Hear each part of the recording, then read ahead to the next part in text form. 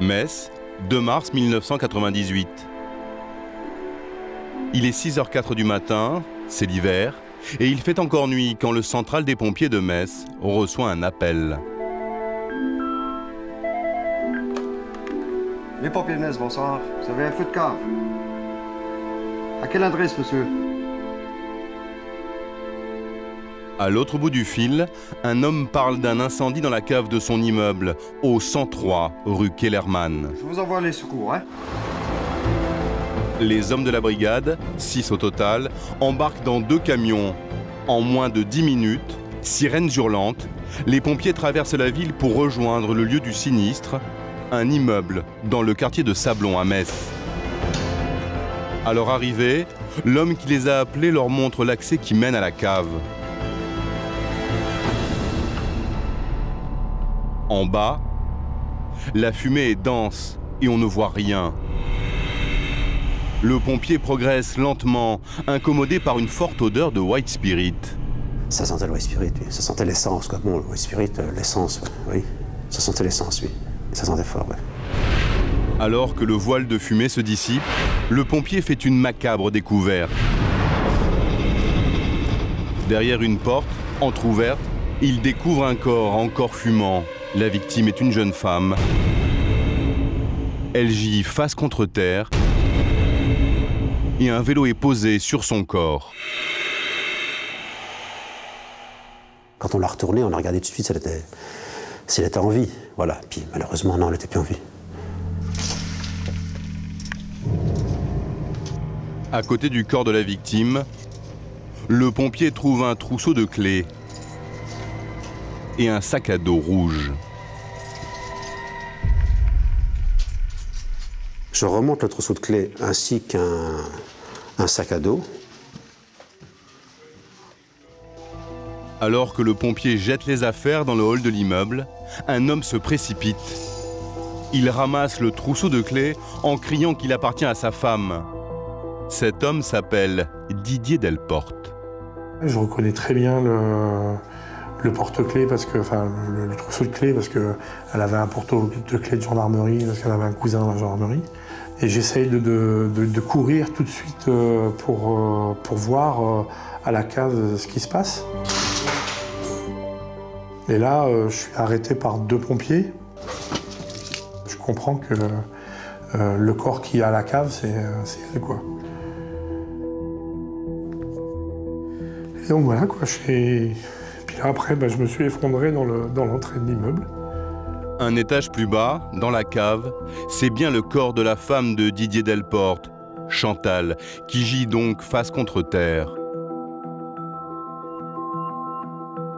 Comment est-elle morte? Le médecin légiste dépêché sur les lieux fait les premières constatations. Il dénombre de nombreuses plaies à l'arme blanche, 26 au total. Ces plaies étaient concentrées sur la région antérieure du corps, en particulier au niveau de la région thoracique, au niveau du cou de la victime, et un petit peu sur la face latérale du cou. Mais de façon majoritaire, les coups étaient portés sur l'avant du corps de la victime. À partir de l'examen des plaies, le légiste tire des conclusions sur l'arme utilisée.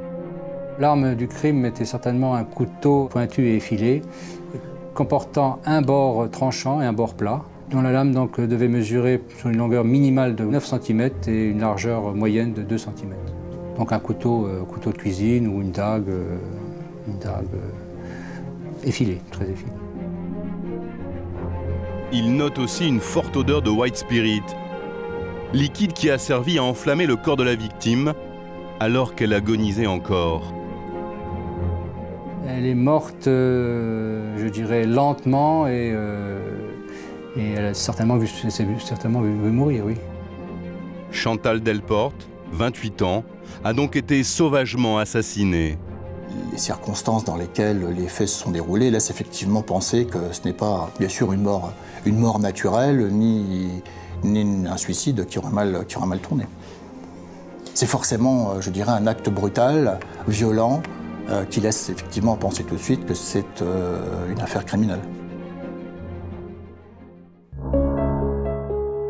Qui a pu tuer une jeune femme de 28 ans et incendier son corps au petit matin dans une cave? L'enquête commence au 103 rue Kellermann. C'est le commandant Guy Moreau de la brigade criminelle de Metz qui fait les premières constatations sur la scène de crime. Elle était allongée dans le sens de la longueur. Voilà. La cave de monsieur et madame Delporte se trouvait ici. À l'arrivée des pompiers, le sac rouge qui a été remonté par la suite était là. Il était là. Particularité, lorsque les pompiers sont arrivés, ils ont trouvé un vélo qui était positionné sur le dos de la victime. Alors, l'enquête a démontré que ce vélo en question provenait de la cave de madame située ici, qui avait été forcée. Donc pour nous, on ne comprend pas trop bien. Un soupçon, un présumé vol, mais on pense que c'est effectivement une mise en scène. Toutes les autres caves n'ont pas été fracturées. Aucune trace de fracture. Pour le commandant Moreau, le meurtrier a simulé un cambriolage pour lancer les policiers sur une fausse piste. Une hypothèse étayée par les constatations faites sur les accès de l'immeuble. Donc on a vérifié ces soupiraux, enfin ces grilles, qui donnent dans les caves. Là encore, on aperçoit quand même des toiles d'araignée, ce qui veut dire que personne ne s'est introduit par là. Le policier constate aussi qu'aucune porte n'a été forcée. Donc un rôdeur, on ne voit pas trop comment il aurait pu s'introduire. À la cave, la police scientifique procède à l'examen de la scène de crime.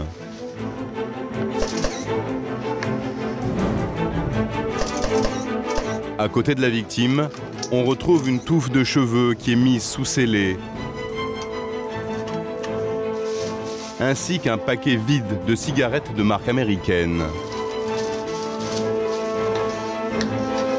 Sur le vélo, il n'y a aucune empreinte digitale exploitable. Quant à l'arme du crime, elle est introuvable, ainsi que le briquet et la bouteille de White Spirit qui ont servi à enflammer le corps de Chantal Delporte.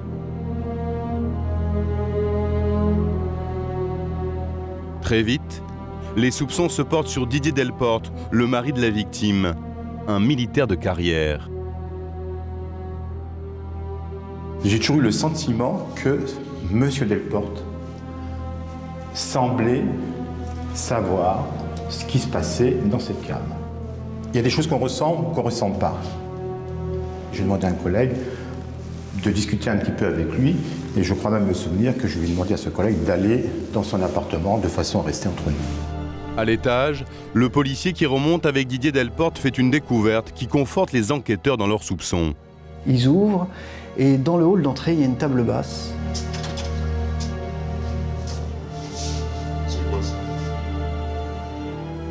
Le policier remarque qu'il y a un étui noir, et un étui noir qui aurait pu contenir un poignard, un couteau. Il me dit, c'est quoi ça? Qu'est-ce que c'est? Il y a quoi là-dedans? Je dis, il y a un couteau. Il y a un couteau que je mets pour aller sur le terrain. Le couteau, il est dans ma voiture. L'étui est immédiatement saisi et mis sous scellé. Pour eux, c'est à ce moment-là que ça a basculé, qu'ils se sont dit, c'est bon, on le tient. Hein, le fait de retrouver un étui à couteau vide dans l'entrée de mon immeuble. Dans l'appartement, les policiers ne trouvent aucune trace de lutte ou de sang. Il n'y a pas eu de scène de ménage, il n'y a pas eu de scène de violence dans l'appartement. Chantal Delporte a été tuée dans la cave. Ça, c'est certain. Dans l'appartement, Didier n'est pas seul. Il y a sa petite fille de 15 mois, Justine. Les policiers lui demandent de la confier à des amis avant de l'emmener à l'hôtel de police.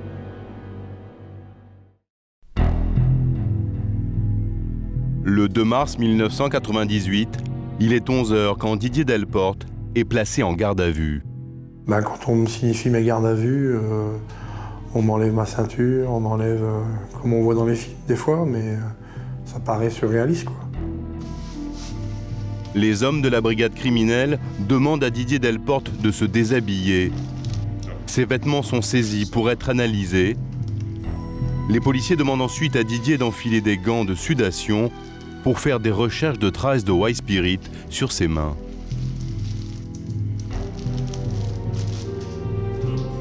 Après, on me met dans une cellule. Et puis là, je suis complètement abruti par... Je suis démonté par ce qui se passe. Je me pose des questions. Personne ne veut me répondre en plus. Personne ne me dit rien. C'est dur pour lui, parce que d'abord, on ne lui dit pas comment sa femme est morte. On ne lui dit rien. On l'emmène en garde à vue. Il doit trouver un ami pour s'occuper de la petite. Donc vous imaginez déjà le chagrin d'un homme qui apprend que sa femme est morte, en plus assassinée, et en plus, il est suspecté. C'est épouvantable pour lui. Les hommes de la brigade criminelle de Metz veulent savoir ce que faisait Didier Delporte le matin du meurtre. Dès son arrivée, il a été entendu par l'un de mes collègues de la brigade criminelle qui lui a demandé donc de retracer son planning précis. L'audition commence et voici ce que Didier Delporte raconte aux policiers. Ce matin-là, il s'est levé très tôt pour partir faire un stage militaire à Fontainebleau, en région parisienne. Il devait être aux alentours de 4h30 du matin. Chantal m'accompagne. Et puis je m'en vais, puis je la vois dans mon rétro se diriger vers la porte d'entrée. Didier explique aux policiers que c'est la dernière fois qu'il a vu sa femme vivante. Il ne prend pas l'autoroute, mais la nationale pour se rendre à Fontainebleau. Mais sur le chemin, il s'aperçoit qu'il a oublié sa pochette avec ses papiers d'identité et son ordre de mission. Je fais demi-tour et puis je reviens en direction de Metz pour retourner à l'appartement. Parce que je ne pouvais pas me présenter sans justifier de mon identité. Didier Delporte a donc fait demi-tour, mais il ne se souvient pas où exactement. Il raconte ensuite aux policiers qu'il est environ 6h du matin quand il est de retour chez lui.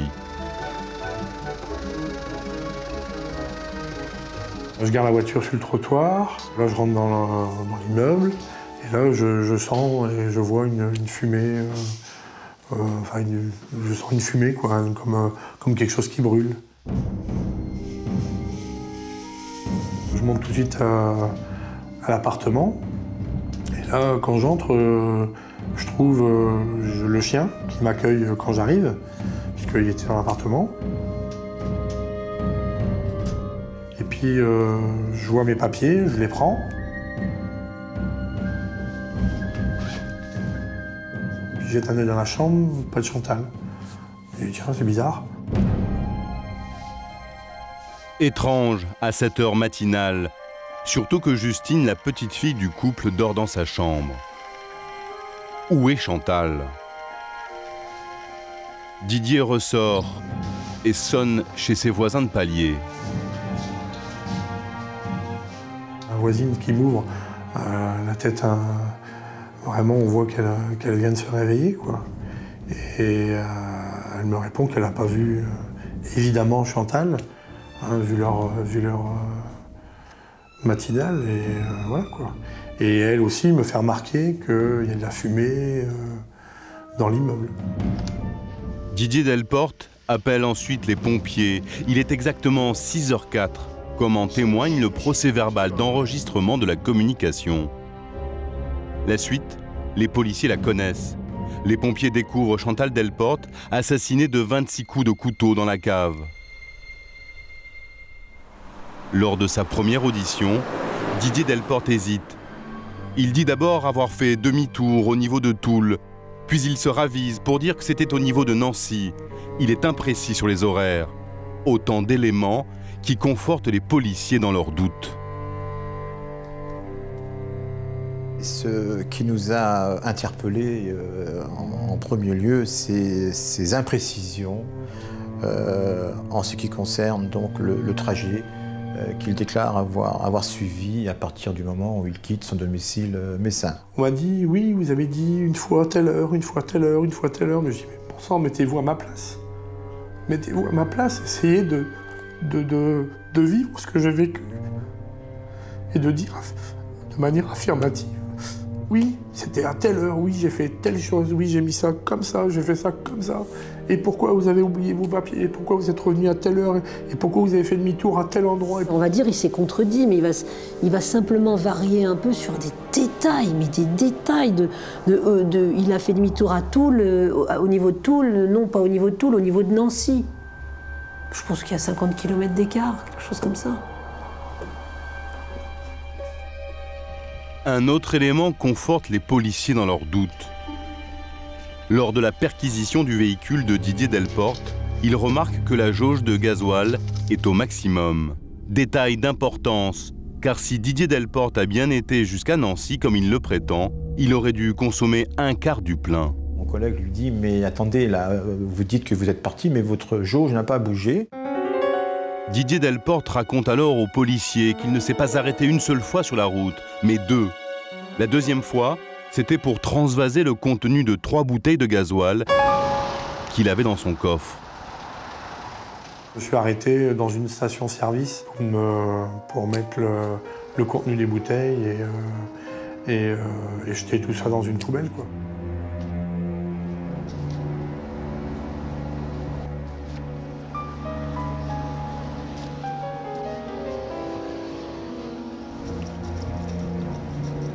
C'est là, à ce moment-là, qu'il fait état de ce transvasement en disant « Mais attention, à mon retour, j'ai transvasé le gasoil dans mon réservoir car j'étais incommodé par les émanations de gasoil, tout simplement. » Je fais souvent des lunettes de soleil, même quand il ne fait pas forcément beau, parce que le soleil, ça me donne des migraines. Les odeurs, l'odeur d'ammoniac, d'essence, de gasoil, ça m'incommode aussi. Et après, j'ai des migraines et c'est gênant, quoi. Donc immédiatement, il a la réponse. Immédiatement. C'est-à-dire, il ne réfléchit pas. Spontanément, il va dire « Bah oui, mais j'avais du gasoil dans ma voiture. » Parce que si c'était pas vrai, il faut le trouver comme argument. Il faut le trouver, du tac au tac, il le dit. Il dit « Bah oui, j'avais des bouteilles et d'ailleurs, je les ai jetées. » On va vérifier, il montre. On refait le trajet. Il s'arrête. Les policiers s'arrêtent sur l'aire d'autoroute, mais il se trouve que les éboueurs sont déjà passés. Et effectivement, les policiers constatent dans le véhicule que ça sent fortement le gasoil.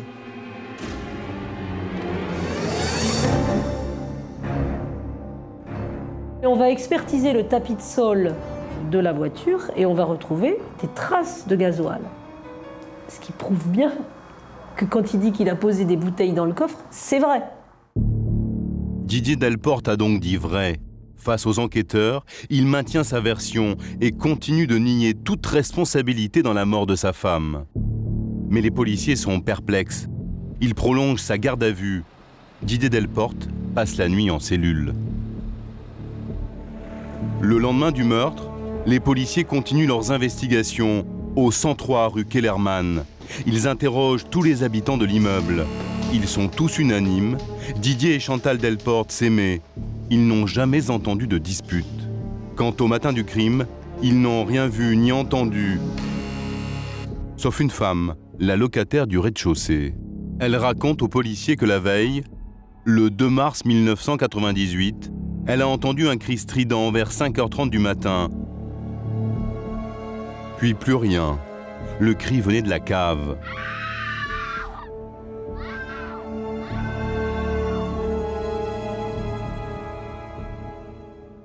Chantal Delporte a donc été agressée à 5h30. Mais que faisait-elle dans cette cave à une heure aussi matinale? C'est une question qui m'a été posée aussi par la police. Et le fait qu'on ait retrouvé le sac à la cave, d'après moi, c'est qu'elle serait descendue pour aller le ranger dans la cantine dans laquelle il était. Ils nous ont dit qu'elle semblait peureuse et qu'elle ne descendait pas comme ça à la cave. Ou du moins pas toute seule. En plus, nous sommes le 2 mars, donc on sait qu'à cette heure-là, il fait nuit, dehors. Puisqu'elle ne serait jamais descendue seule à la cave, ça peut être que lui. Mais s'il descend à la cave avec elle, pourquoi elle l'accompagne?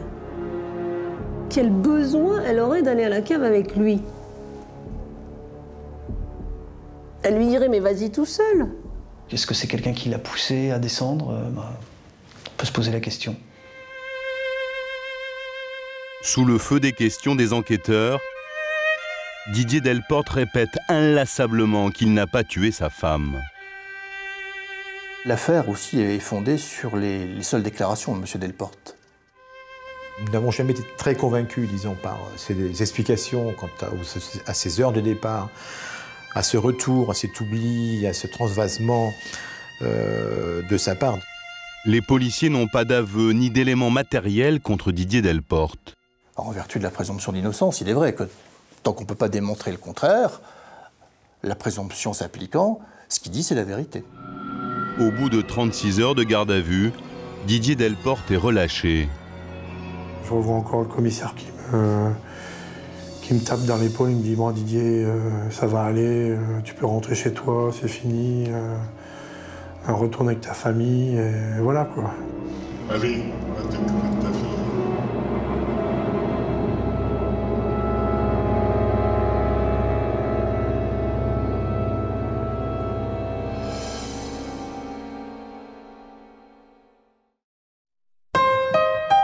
Ce sont les parents de Didier Delporte, Gérard et Andrea Delporte, qui viennent le chercher à l'hôtel de police. Il m'a sauté au cou, il a dit « Maman, t'as vu ce qui est arrivé à Chantal ?» Ils disent que c'est moi, mais c'est pas moi. J'ai pas fait ça. Je te jure, maman, c'est pas moi. Je lui ai dit « T'as pas besoin de jurer, on sait que c'est pas toi qui as pu faire ça. »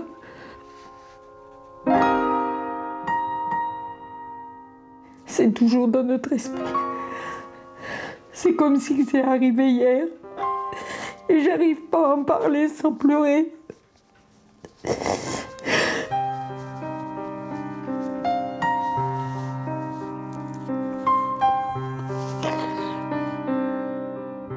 Didier Delporte est libre, mais il n'est pas pour autant innocenté du meurtre de sa femme. Il repart vivre avec sa fille Justine chez ses parents, dans le nord de la France. Il était toujours dans le vague. Il était assis, il était dans le fauteuil. Il regardait la télé sans regarder, on lui parlait, il nous répondait à côté. Mais heureusement qu'il y a eu sa petite fille, parce que je crois qu'on aurait pu Didier longtemps. On a du mal à croire que... J'ai eu longtemps du mal à me faire à l'idée que je ne la verrai plus jamais, quoi. C'est vrai qu'il reste les photos, il reste les souvenirs, mais c'est pas pareil. C'est pas pareil.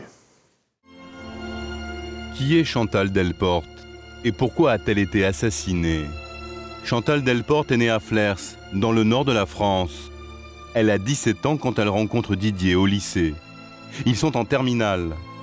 Le 5 septembre 1992, ils se marient dans la ville natale de Chantal. Elle est très belle. Didier a décidé de faire carrière dans l'armée. Chantal est vendeuse.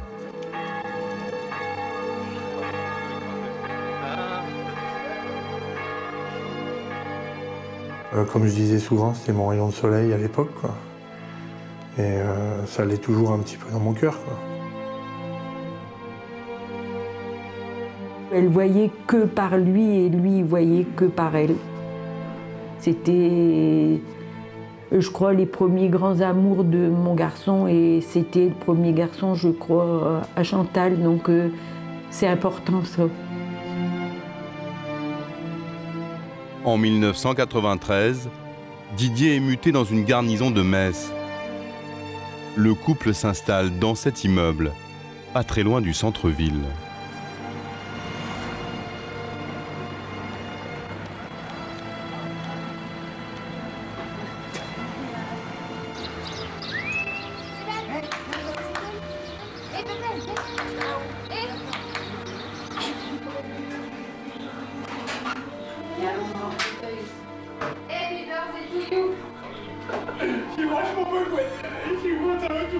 Les jeunes mariés vont vivre 5 années ici.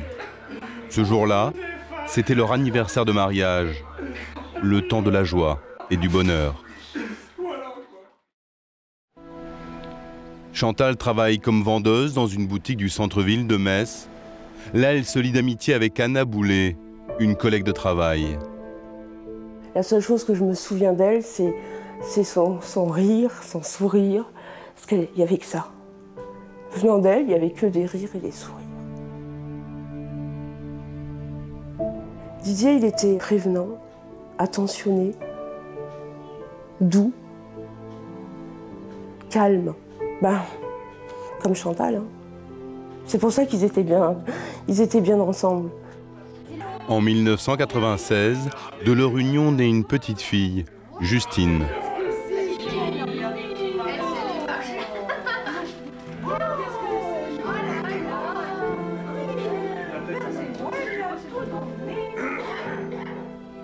J'avais tout pour être heureux, qu'est-ce que vous voulez? Qu'est-ce qu'il y a de bien de plus pour être heureux? Moi, toute ma vie me convenait. Rien de plus, rien. Le 2 mars 1998, Anna Boulet est une des premières à apprendre la terrible nouvelle. Chantal vient d'être assassinée de 26 coups de couteau dans sa cave. Dans le cadre de l'enquête, elle est convoquée à l'hôtel de police pour y être entendue. Ce qui m'a dérangée, c'est que quand la police m'a interrogée, elles avaient déjà pris position.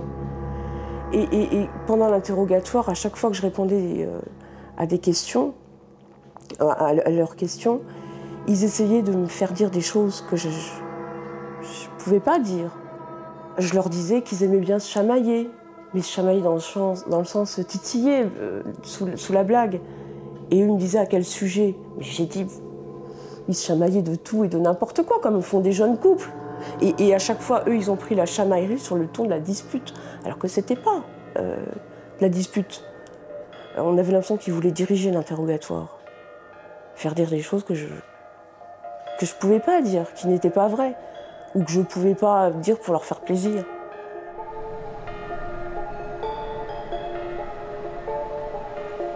J'ai entendu dans le bureau d'à côté, de toute façon, on sait que c'est lui, tout ce qui nous manque, c'est la preuve. Et cette preuve, les hommes de la brigade criminelle vont la trouver. Une semaine après le drame, le 10 mars 1998, un homme se présente au commissariat. Il habite l'immeuble qui fait face à celui où est morte Chantal Delporte. Ce témoin raconte qu'il a vu Didier Delporte à l'heure du crime, vers 5h30 du matin. Il sortait un grand chien noir de sa voiture.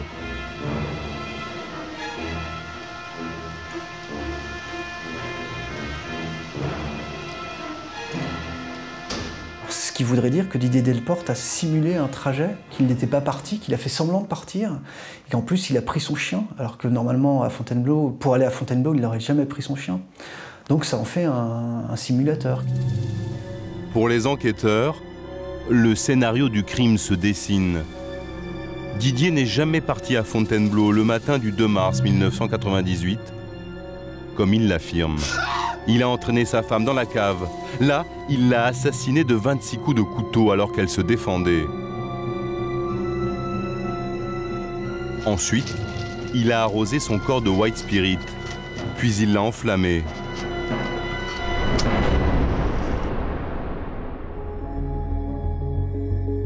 Il est ensuite remonté chez lui pour enlever ses habits tachés de sang. Il a pris son chien pour qu'il n'aboie pas et ne réveille pas les voisins. Et il est parti en voiture pour se débarrasser de l'arme du crime et des pièces à conviction.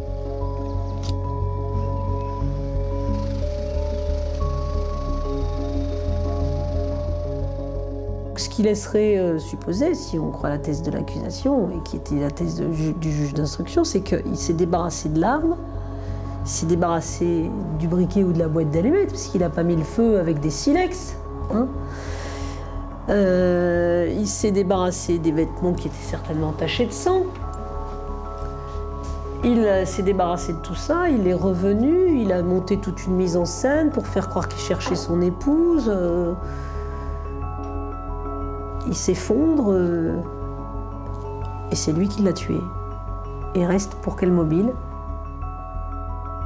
Effectivement, c'est le gros souci que nous avons rencontré dans ce dossier-là, c'est l'absence de mobile, disons,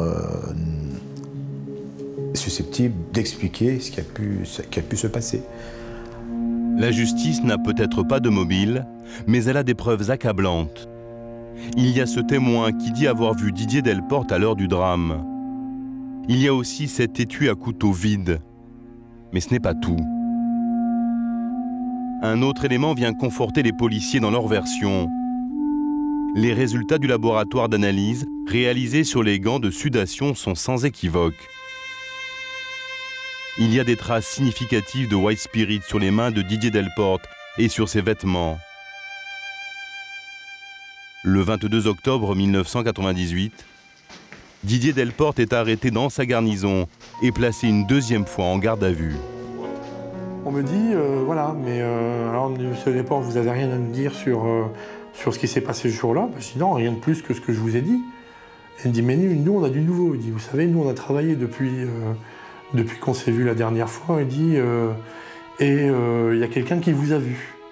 Et là, je me dis, bah mince, je dis, mais quelqu'un m'a vu, mais faire quoi?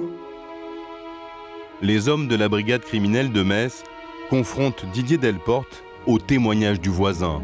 Je dis, mec, il a pété les plombs. Il y a quelqu'un qui m'en veut, c'est une cabale. Delporte Didier, qui a toujours affirmé que le témoin se trompait, mais qu'en aucun cas il n'avait pris son chien dans la voiture ce matin-là. Mais ça, ils en avaient que faire. Le ton des interrogatoires se durcit. Pour que Didier Delporte craque, les policiers lui montrent les photos du cadavre de sa femme. Et c'est là, après, où on vous met les photos pour vous faire craquer et vous faire dire ce que vous n'avez pas fait. Allez, dépêche-toi, là, c'est quoi ce truc-là? On m'a bousculé, on m'a donné un petit coup comme ça pour me dire, allez, vas-y, dis-nous, vas-y, dis que c'est toi, vas-y, avoue-le, ça va te libérer. On me faisait même croire que ça allait me soulager d'un poids. Mais qu'est-ce que vous voulez vous soulager de quelque chose que vous n'avez pas fait? Malgré ces éléments à charge, Didier Delporte continue à crier son innocence. Là c'est bon, vous n'êtes plus le pauvre mari veuf avec un enfant à charge. Vous êtes le suspect, vous êtes le coupable, pas le suspect, vous êtes le coupable. Ah si. Je n'ai rien fait. Je n'ai rien fait. Mais pour la justice, le sort de Didier Delporte est scellé. Il est écroué à la maison d'arrêt de Queuleux, à Metz.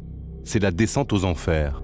On arrive, on vous dit OK à poil, donc ils vous regardent dans tous les trous, dans tous les interstices pour voir si vous amenez pas quoi que ce soit avec vous. Et on vous met dans une cellule avec une petite frappe qui est là pour diverses forfaits, etc. Et puis vous, quand il vous dit et toi t'es là pourquoi? On dit que j'ai tué ma femme. Mais c'est pas moi. Hein. Ouais, tout le monde dit ça. Pendant 21 jours, je n'ai fait que ça. Penser à ce qui m'arrivait, y réfléchir, me dire, mais attends, qui c'est ce gars qui m'a vu? Pourquoi on trouve du White Spirit sur mes mains? Face aux éléments accablants qui accusent son client, Maître Blandine Lejeune avance des explications en commençant par les traces de White Spirit. Il est descendu dans la cave. Et il y a donc des émanations de White Spirit dans la cave. J'ai été ramené par les pompiers, peut-être qu'ils en avaient sur eux, peut-être qu'il y en avait sur la rampe, peut-être qu'il n'y a pas eu d'analyse de fait. Quant au voisin qui dit avoir vu Didier Delporte le matin du meurtre sortir son chien du coffre de sa voiture, pour l'avocate, son témoignage n'est pas probant. Lui, il a toujours dit, je suis rentré et j'avais pas mon chien. Et son coffre est plein. Il y a ses sacs, ses rangers, ses uniformes. Il n'y a plus de place pour le chien, c'est un labrador. Et la description vestimentaire que fait le témoin ne correspond pas aux vêtements qu'il porte. Dans sa déposition, le témoin dit que Didier Delporte était habillé d'un polo blanc et d'un jean foncé, alors que le jour du meurtre, Didier Delporte portait une chemise orange et un jean clair. Rien ne colle. Maître Lejeune obtient la libération de son client après 21 jours passés en prison. J'ai obtenu sa mise en liberté immédiate par la chambre de l'instruction. Et pas sur sa bonne tête. Vraiment sur le doute. Alors, si ce n'est pas Didier Delporte, qui a tué Chantal et pourquoi? Maître Lejeune met en évidence des pistes qui n'ont pas été exploitées par les enquêteurs. La première est inquiétante. Dans l'immeuble qui fait face à celui où Chantal Delporte a été tuée, deux femmes déclarent avoir reçu quelques jours avant le meurtre, dans leur boîte aux lettres, des courriers anonymes.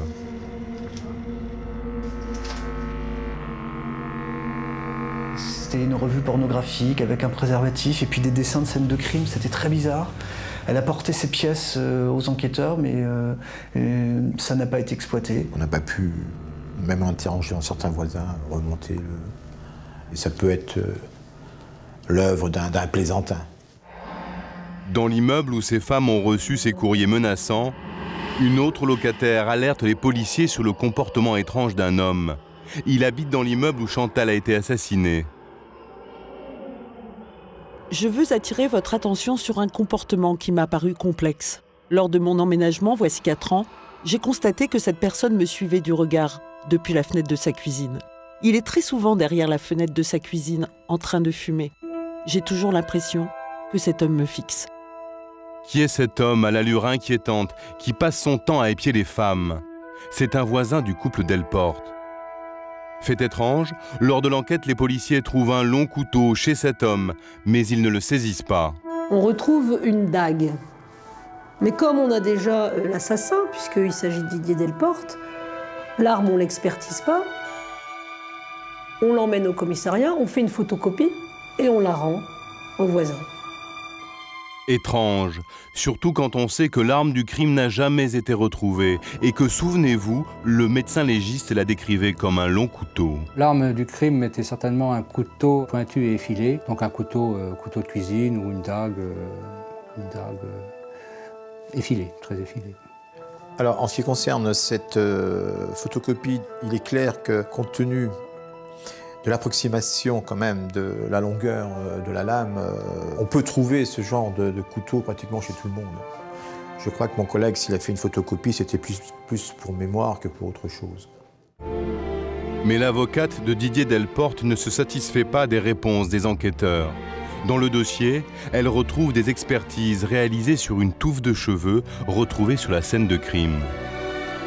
Et on va trouver dans cette touffe de cheveux 2 ADN en mélange, qui ne sont ni les ADN de Chantal Delporte, ni ceux de Didier Delporte. Et je vais demander à ce qu'on fasse relever des ADN, qu'on prélève les ADN sur tout l'immeuble. Ce sera réalisé, mais 3 ans après les faits, en 2001. Les ADN de tous les occupants de l'immeuble sont comparés avec ceux de la touffe de cheveux. Tous, sauf l'ADN de ce fameux voisin, décédé entre-temps. Cette piste restera à jamais sans réponse. Tout est envisageable et rien n'a été envisagé par les forces de police et par la justice. Ils se sont focalisés sur moi alors qu'il y avait tant de pistes. Rien n'a été fait. Rien n'a été fait, si ce n'est toutes les demandes d'actes que mon avocate et moi, on a soumis à la justice. Nous, on était estomaqués au fur et à mesure qu'avançait l'instruction. Je ne comprenais pas pourquoi on perdait tant de temps à essayer de démontrer qu'il avait un mobile plutôt que de chercher l'assassin. Parce que ce dossier, c'est ça. On instruit sur un mobile. On n'instruit pas sur un meurtre, on n'instruit pas sur un assassinat. Peu importe de savoir qui est l'assassin, on le tient.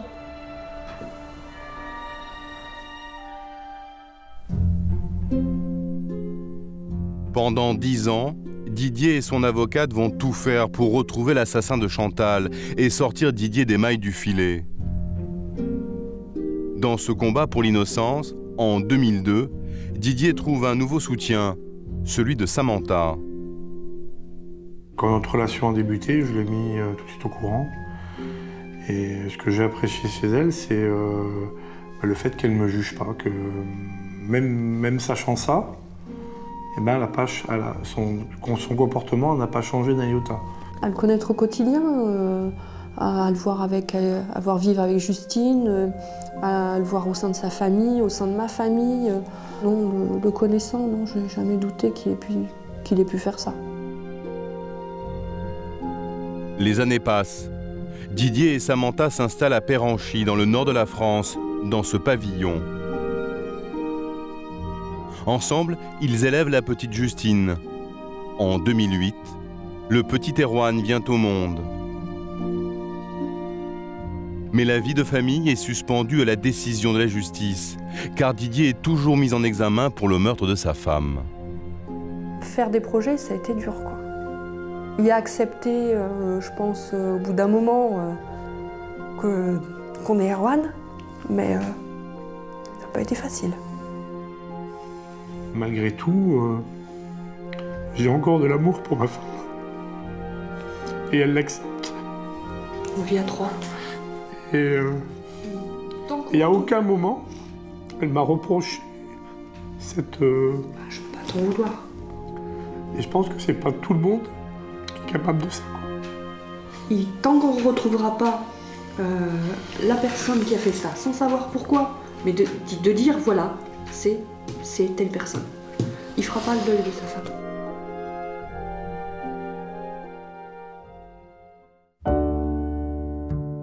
En 2008, le couperet tombe.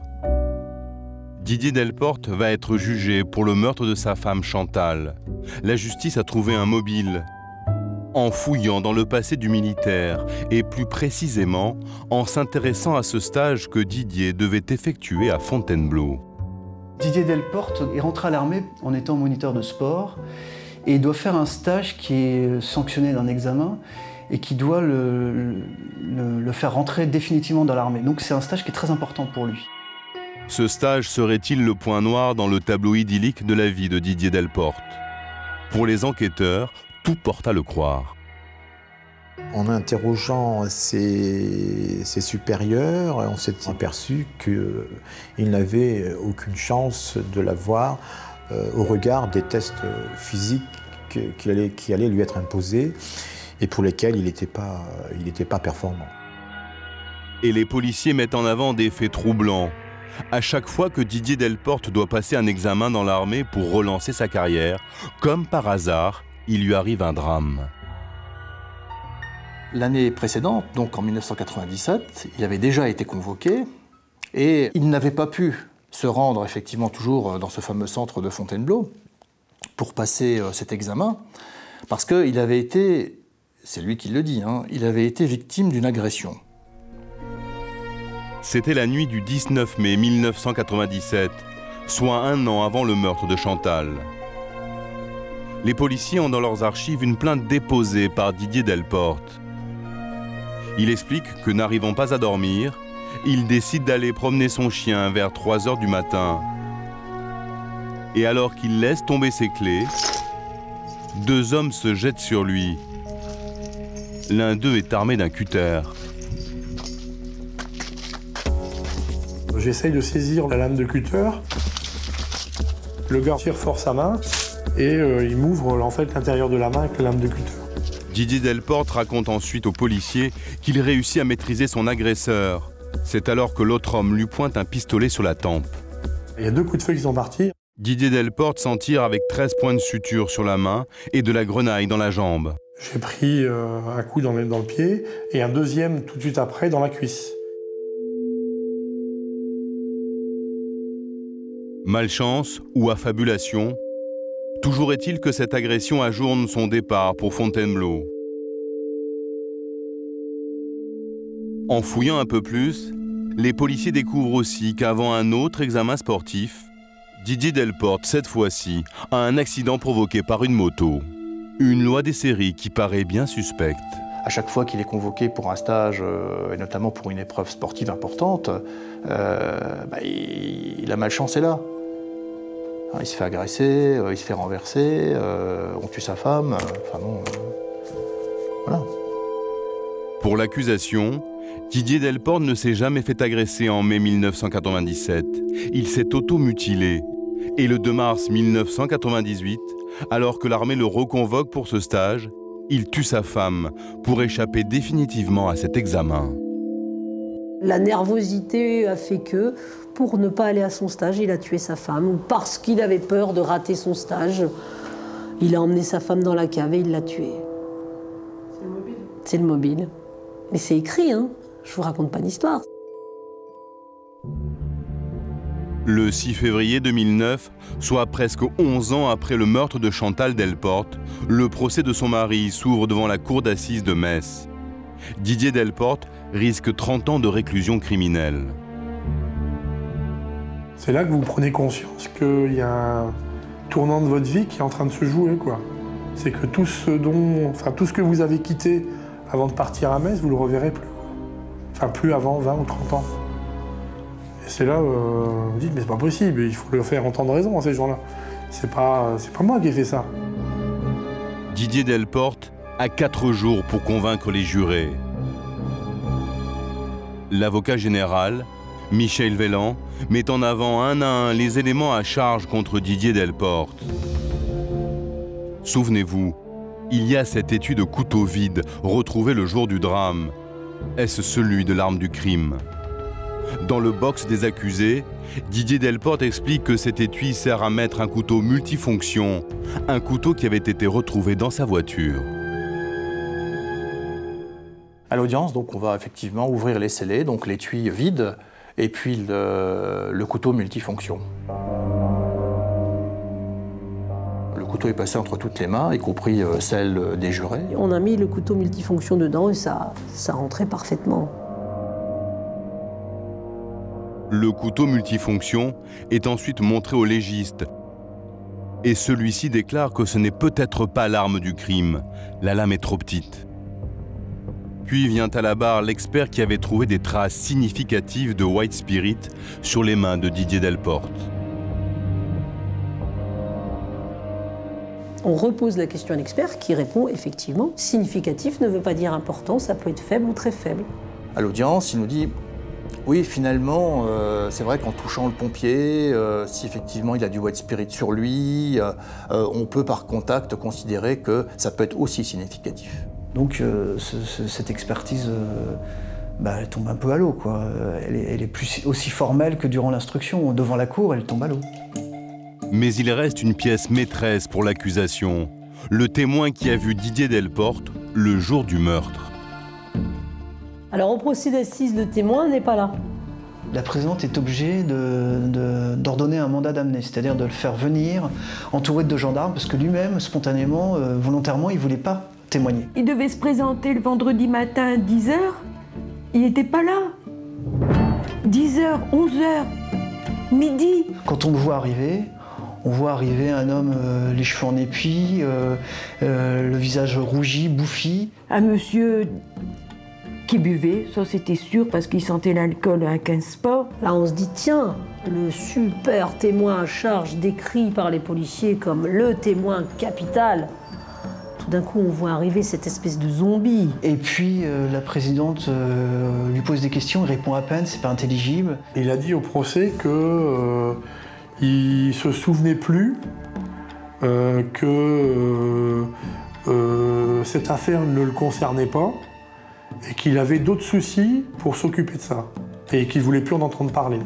Disons qu'il a, je dirais, plus semé le doute qu'il n'a permis, je dirais, de conforter ce qu'il avait toujours déclaré. Jour après jour, les éléments à charge tombent les uns après les autres. Dans le box des accusés, Didier Delporte maintient sa version des faits et jure qu'il aimait sa femme. Avec ma fille, c'était la prunelle de mes yeux. Hein.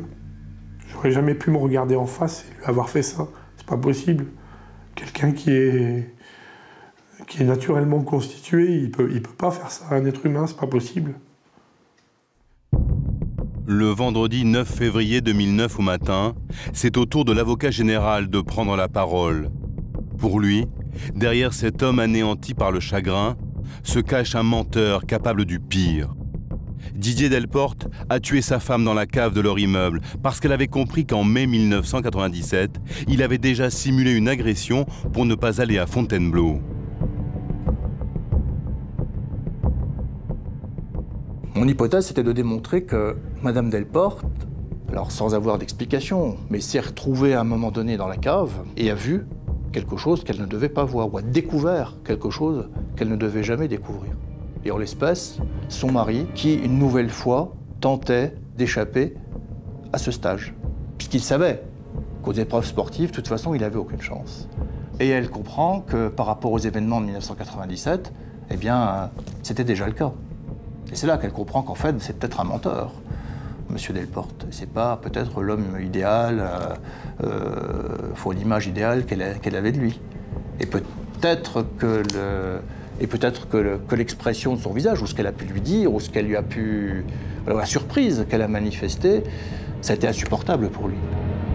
À la fin de son réquisitoire, l'avocat général demande au juré de condamner Didier Delporte à 20 années de réclusion criminelle. Alors quand vous attendez 20 ans, comment dire ça à Justine? Comment?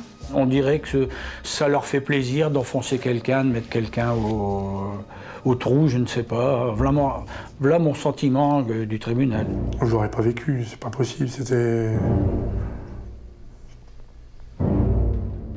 Après l'avocat général, c'est au tour de la plaidoirie de Maître Lejeune. Elle dénonce un dossier construit sur du vide. Il se cachait dans la cave, qu'est-ce qu'il allait faire? Se faire la cuisine sur un petit réchaud et puis rester là pendant 8 jours. Elle le voit, elle est déçue parce qu'il n'est pas parti à son stage. Il lit la déception dans son regard, c'est ce qu'il va soutenir dans son réquisitoire. Et là, il ne supporte plus de lire cette déception dans son regard et il frappe à coups de couteau. Et après, il met le feu, pourquoi? Pour purifier, parce qu'il ne peut pas voir le corps de sa femme lardé de coups de couteau. Enfin, je sais pas, moi, je veux pas dire qu'il regarde trop de séries américaines, l'avocat général, parce que dans les séries américaines, les scénarios tiennent la route, quoi. Voilà. À la fin de sa plaidoirie, Maître Blandine Lejeune demande au juré d'acquitter son client. Que vont-ils décider? Quelle impression a fait sur eux Didier Delporte? Celle d'un meurtrier machiavélique ou celle d'un homme victime d'une erreur judiciaire? La cour se retire pour délibérer.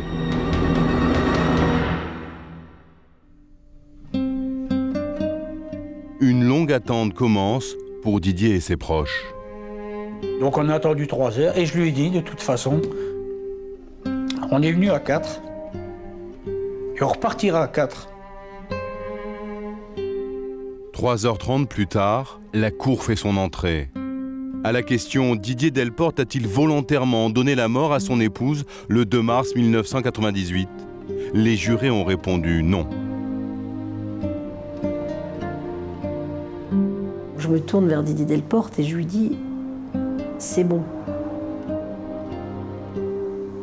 Et sa mère comprend, puisqu'elle est un peu plus loin, elle nous voit chuchoter. Moi je fais « c'est bon ». Et sa mère comprend, c'est non. Je n'ai pas compris. Je n'ai pas compris. Elle m'a dit « oui, j'ai cru que c'était oui coupable ». Je me suis effondrée. Je suis tombée dans les pommes. Je comprends pas tout de suite, en fait. C'est en regardant le visage de Maître Lejeune, qui est souriante, qui est rayonnante, qui dit « on a gagné, vous êtes innocent ». À l'annonce du verdict, les parents de Chantal, qui doutaient encore, se précipitent vers le box des accusés. Quand mon beau-père me prend dans ses bras et me dit « sors de là, t'as rien à faire dans le box des accusés », ça m'a ému. On a vraiment l'impression d'assister à une scène de film. Pourtant, c'est bien réel et c'est une famille qui se réconcilie autour du verdict, qui se réconcilie autour de l'acquittement. Et il y a quelque chose de magique. C'est la première fois que je voyais ça, dans un procès d'assises. Tout le monde pleurait. Donc c'était poignant. J'ai appelé ma petite fille au téléphone. Je pleurais. Ouais, j'ai appelé ma petite fille au téléphone. En disant on rentre demain, parce qu'on rentre pas ce soir, c'était pas possible de reprendre la route. Et on rentre tous.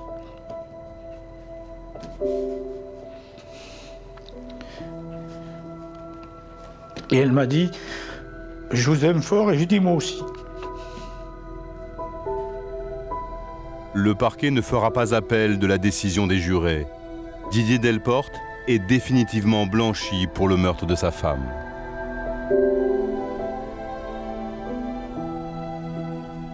Lui et ses proches espèrent qu'un élément nouveau permettra de relancer cette enquête.